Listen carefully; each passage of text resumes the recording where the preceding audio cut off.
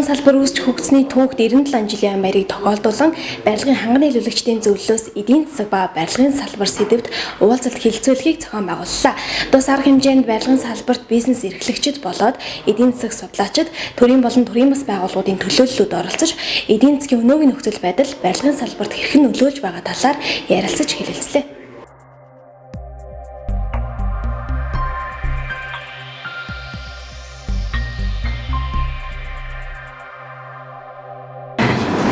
За юуны төрөнд та барилгын ханганы төлөвлөгчдийн зөвлөлийн талаар тавьж танилцуулах гоё. Барилгын чанар аюулгүй байдалд барилгын материал бол чухал үүрэгтэй байдаг. Ийм учраас бид бүхэн барилгын чанар аюулгүй байдалд анхаарч барилгын салбарын худалдаа эрхлэгчид, үйлдвэрлэгчид нэгдэж барилгын ханганы төлөвлөгчдийн зөвлөлийг одоо байгуулан ажиллаж байна. Барилгын ханганы төлөвлөгчдийн зөвлөл нь бол барилгын салбарт одоо материалын чанар аюулгүй байдлыг хангах, мөн одоо энэ барилгын материалын худалдаа эрхлэгч, ханганы төлөвлөгчдийн эрх ашигыг хамгаалах энэ чиглэлээр бас үйл ажиллагаа явуулж ажилладаг ийм одоо төрийн бас байгууллага байгаа. Барилгын ханганы төлөвлөгчдийн зөвлөлийн цаашдаа одоо тодорхойлсон зорилго гэвэл ханганы төлөвлөгчдийн одоо зөвлөлийн хувьд энэ салбарт тулгамдж байгаа асуудал, ялангуяа ханганы төлөвлөгчдөд тулгамж байгаа асуудлыг шийдвэрлэх, тэдгээр ханганы төлөвлөгчдийн одоо үйл ажиллагааг дэмжих, мөн энэ салбарт одоо бас болохгүй байгаа тэр зүйлүүдийг засах, ялангуяа барилгын чанар аюулгүй байдал, барилгын материалын энэ зах зээл дээр хулих хуурамч маш олон бараанууд байгаа. Эдгээр бараануудыг одоо бас энэ чанартай барилга барихын тулд бас тэдгэрийг зэгслэх шаардлагатайгаа энэ дээр бид бүхэн одоо бас нэгдэд зорж ажиллаж байна. Өнөөдрийн зохион байгуулж байгаа арга хэмжээ нь бас энэ зорилготой баримжаатай холбоотой болов. Өнөөдрийн арга хэмжээний талаар танилцуулбал. За, барилгын салбар үүсч өгчсөний 97 жилийн ойг тохиолдуулаад барилгын ханган нийлүүлэгчдийн зөвлөлөө санаачлан эдийн засаг ба барилгын салбар сэдвэрт уулзалт арга хэмжээг зохион байгуулж байна.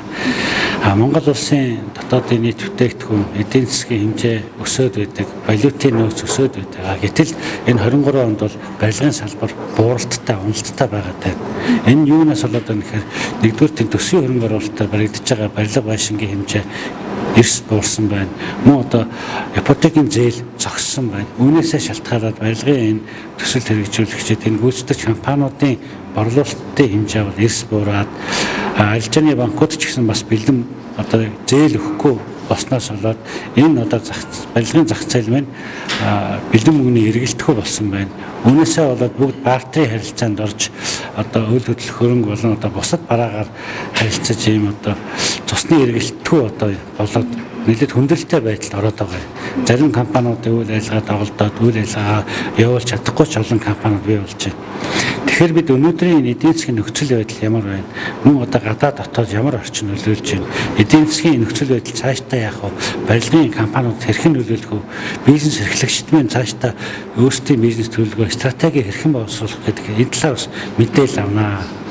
Мөн одоо энэ бидний зүгээс энэ барилгын зах зээл дээр одоо банк санхүүгийн байгууллагуудтай хамтран ажиллаж хэрхэн одоо энэ үйл ажиллагаагаа идэвхжүүлж болох вэ? Мөн цаашдаа төрийн байгууллагуудаар шийдвэрлэх ямар асуудал байна? Энэ чиглэлээр бид яг бас энэ оролцогчдын саналыг аваад холбогдох одоо энэ төрийн байгууллагуудад нь энэ тодорхой саналуудыг бас тавьж ажиллая гэж бас зорж байна. За баярлалаа.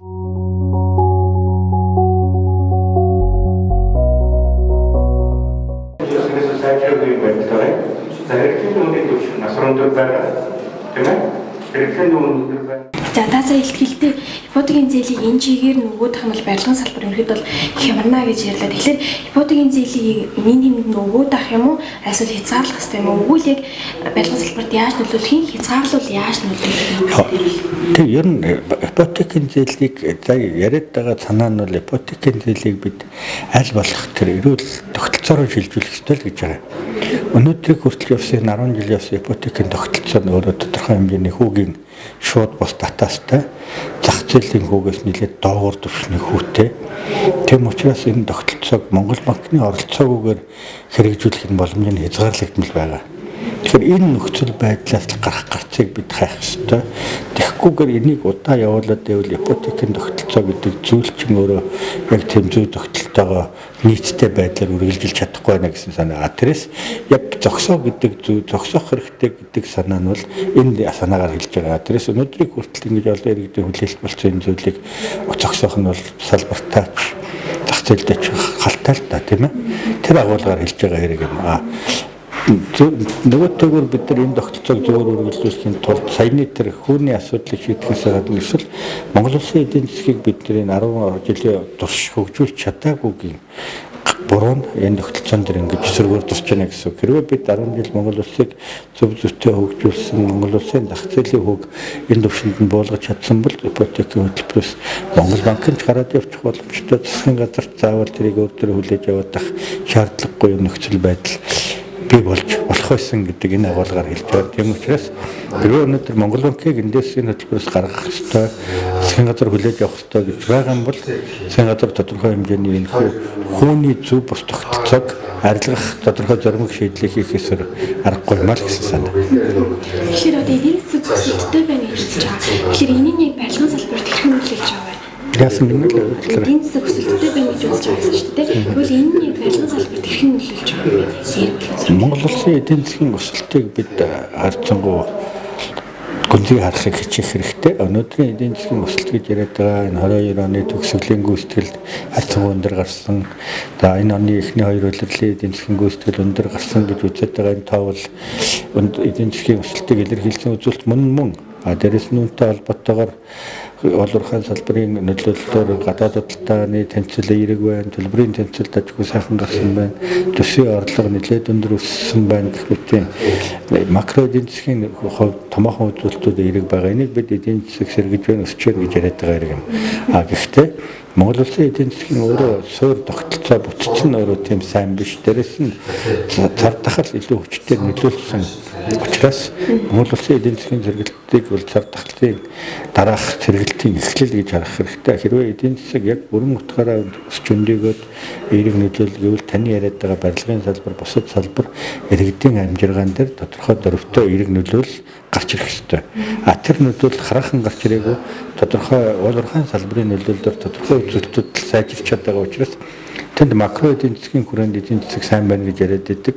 Бодит амьдрал дээр тодорхой салбар иргэдийн хэмжээнд дээр ирвэл тэр үзүүлэлт нь бодитойгоор мэдрэхдэггүй байгаа юм хоёр зөрүүтэй байдлаар харагдах тал байгаа юм. Тийм учраас барилгын салбарт хараахан одоогоор тийм эерэг нөлөөлөл гарч чадаагүй байна. Харамсалтай барилгын салбар ялангуяа иргэний барилгын салбар дээр бол харьцангуй зэрэг нөлөөлөл байна. Төсвийн буюу төсвийн хөрөнгө оруулалтын тал дээр ч гэсэн тийм тодорхой сэргэлтүүд хэрэгдэхгүй байна. Тийм учраас бид нар энийг энэ өсөлтийг урт удаан хугацаанд хадгалж чадвал бусад салбар иргэдийн амжилт эерэг нөлөө үзүүлэх юм боломжтой болох байх.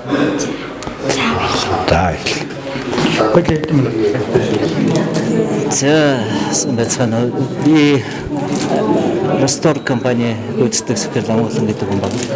За манай компани 11 жил зах зээл дээр үйл ажиллагаа явуулаад за чанартай одоо төлбөрийн барилгын материалыг одоо Орос болон Европын улсууд мөн Аз твээс одоо оруулж ирдэг ийм компани байгаамаа. За барилгын материал ханганы нийлүүлэгчдийн зөвлөл гэж байгуулагдсан энэ жил. Тэнд одоо удирдах зөвлөлийн гишүүнээр ажилладаг. За энэ зөвлөлт одоо орсон шалтгаан маань болохоор барилгын салбарт маш их асуудлууд байдаг шийдэгддэг. За энийг бол ганц дангаараа шийдэхэд одоо маш хүндрэлтэй байдаг учраас одоо олуулаа нийлээд хилцэхтэй олуулаа нийлээд одоо энийг засаж янзлах юм бол одоо барилгын салбар маань одоо цаашдаа хөгжихэд одоо дэм төхөн болно гэдэг утгаар нь одоо олуулаа нийлийг гэсэн байдлаар ингээд нэгдсэн юм аа.